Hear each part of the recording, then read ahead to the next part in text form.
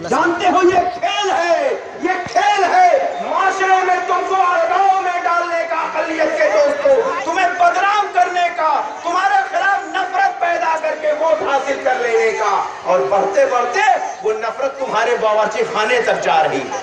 कौन क्या खाएगा यह तय कर रही है सरकारें। लेकिन बिहार के अंदर नीतीश बाबू की सरकार में पूरे सीमांचल में गिरफ्तारियां हो रही थी अक़लियत के नौजवानों की एनआईए से। क्या नीतीश बाबू बोले? पूर्णिया में हो रही थी, सीतामढ़ी में हो रही थी गिरफ्तारी, दरभंगा में हो रही थी, भागलपुर में हो रही थी, मुजफ्फरपुर में हो रही थी। आप बताइए क्या कभी बोले नीतीश बाबू कि बिहार के मुसलमानों के बेटों को दहशतगर्द कह के जेल नहीं जाने दिया जाएगा? अफसोस हमें होता है कि आज लालू यादव भी आते हैं। लालू जी खत्म हो चुकी ताकत है, उन पे ज्यादा बात नहीं करूंगा। सिर्फ इतना कहना चाहता हूं कि लालू जी को 15 साल हिंदुस्तान में बिहार की हुकूमत चलाने का मौका मिला था और वो इस सवाल पर मौका मिला था,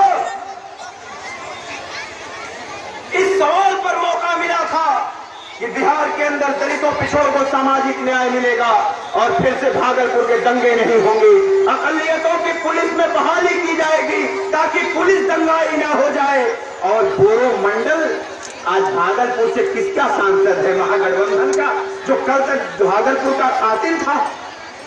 रामेश्वर यादव, जिसने आपके नौजवानों को मारकर ऊपर से गोभी बो दी थी, वो किसकी पार्टी में है? लालू यादव की पार्टी में, जिसको भागलपुर दंगे में सजा हो गई है।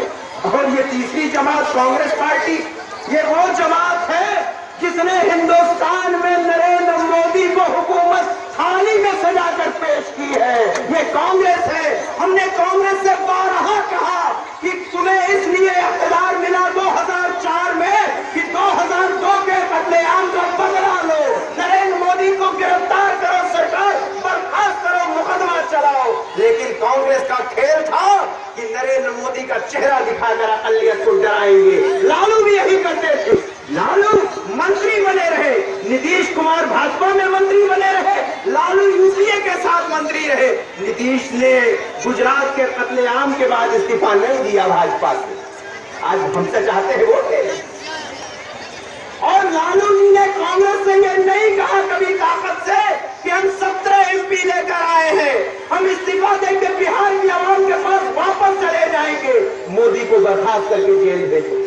अगर मोदी बर्खास्त होकर जेल चले जाते तो आज इस मुल्क के वजीर आजम नहीं बनते और इस मुल्क के सियासी हालात आज इस रास्ते नहीं खड़े होते।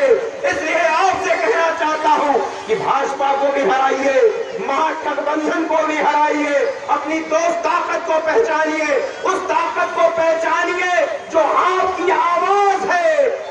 जमहूरियत में इंसाफ सबसे जरूरी चीज है। और आज दलितों, गरीबों और अक़लियतों को इस मुल्क से में इंसाफ नहीं मिल रहा है। उनके कातिल खुलेआम घूम रहे हैं, उनके नौजवान फांसी चढ़ाए जा रहे हैं, इनकाउंटर में मारे जा रहे हैं। इसलिए अगर आप चाहते हैं कि बिहार के चुनाव में ये सारे सवाल मुद्दा बने, महंगाई बने, गरीबी रहे, बेरोजगारी का सवाल रहे, नौकरियों का सवाल रहे, सामाजिक सम्मान और सुरक्षा रहे, लेकिन दंगों की सियासत के खिलाफ भी बिहार के चुनाव में बहस चले, अक़लियत के खिलाफ हो रहे हमलों पर भी बहस चले। अगर आप चाहते हैं कि इस मुल्क में सेकुलर निजाम बचा रहे, जमहूरियत बची रहे, अमन और इंसाफ बचा रहे, तब माले के साथ खड़े हो जाएंगे। और मैं मिजाज देख रहा हूं, जितने दौरे करते हुए आ रहा हूं मैं, आज वोटिंग की भी खबरें आ रही हैं, मिजाज देख रहा हूं। मैं आपसे कहना चाहता हूं, नस्रुम मिनल्लाह व फतहुल करीब, फतह सामने खड़ी है, लेकिन तब तक शमशीरें बयान में नहीं रखना जब तक जालिम सड़कों के ऊपर दिखाई दे रहा है। हर जुल्म की सोच टक्कर में इनकलाब हमारा नारा है और इसलिए वो नारे तब तक लगते रहने चाहिए जब तक ईवीएम वोटों से भर न जाए। महबूब आलम के बिहार की सूबाई असेंबली में चुनाव जीत कर जाने का मतलब बारसोई, बलरामपुर और आपके इलाके की गरीबों की आवाज का बिहार के असेंबली में पहुंच जाना है। सरकार कौन बनाएगा, नहीं बनाएगा? अरे दुलाल चंद जी, अब की महागठबंधन भी सरकार नहीं बना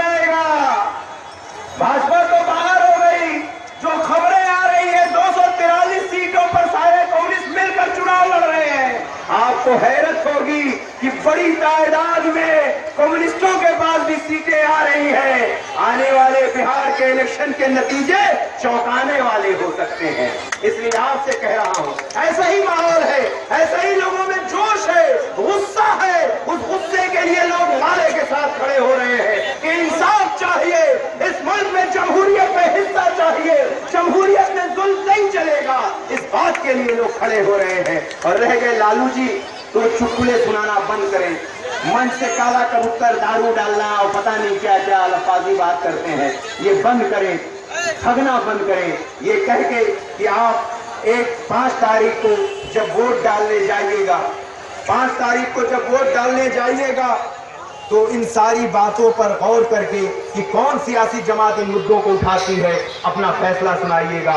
मुझे उम्मीद है कि आपका फैसला जो तय हो चुका है CPIML के हक में होगा, कॉमरेड महबूब के हक में होगा। यही कह के अपनी बात खत्म करूंगा। शुक्रिया, बहुत बहुत शुक्रिया। इनकलाब जिंदाबाद, गरीबों अकलियतों की एकजहती जिंदाबाद, कम्युनिस्ट पार्टियों की एकता जिंदाबाद, इनका झंडा जिंदाबाद।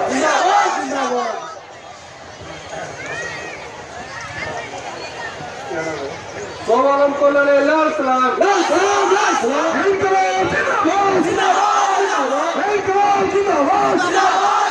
आमिर मौलाना आलम जिंदाबाद, जिंदाबाद। आमिर मौलाना आलम सलाम, आमिर मौलाना आलम सलाम। मेरे सामने अभी देखो आप बातें रखेंगे, आमिर मौलाना में भाषण होने का समय आ गया है। आप इत्मीनान से सुनिए।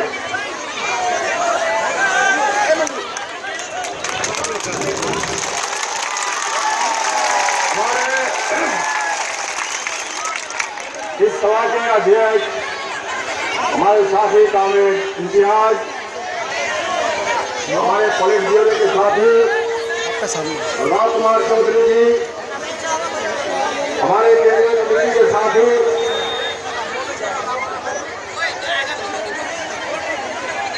सलीम साहब, तौहीद साहब एडवोकेट, मंजूर आलम, बिक्का इमरान, अमर हनीफ, सत्तार भाई और नौजवान जितने भी साथी हैं, इन तमाम साथियों के साथ हमारे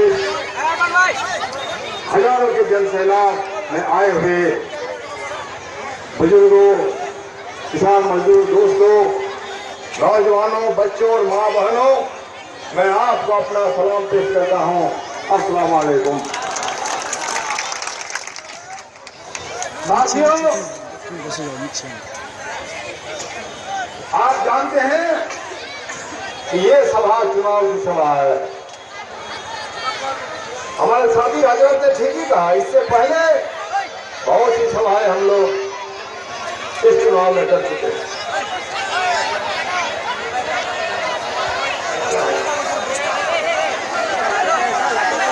खुला लगा दे ना ওটা।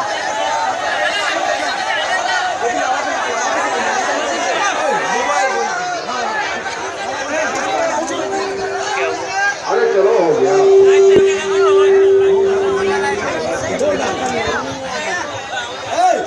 बंद करने के लिए बोले तो इसको रात बंद कीजिए।